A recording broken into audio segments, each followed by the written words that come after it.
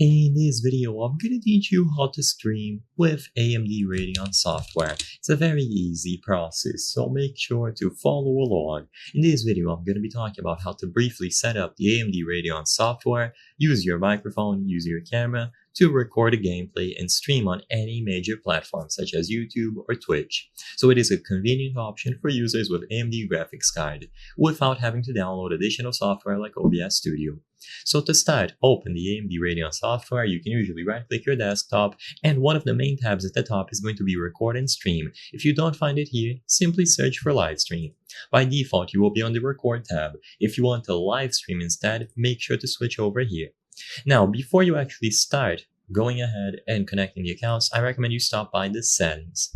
In here, not only will you be able to manage your accounts and link all of them, but you will see plenty of options related to live streaming, and of course recording if you want to do that as well.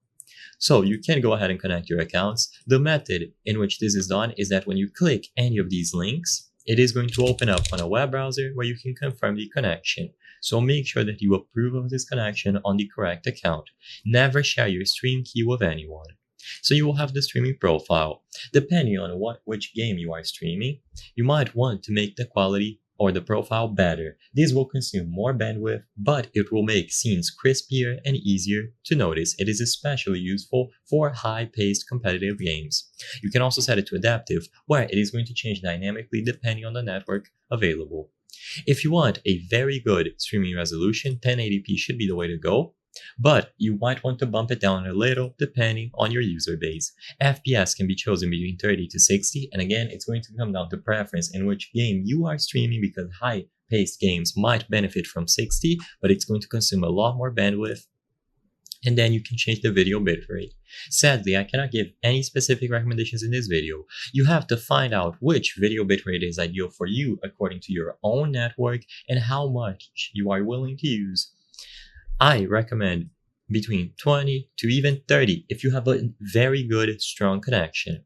The audio can usually be left on default unless you want to have a specific level of quality, and you can even enable options like archiving stream.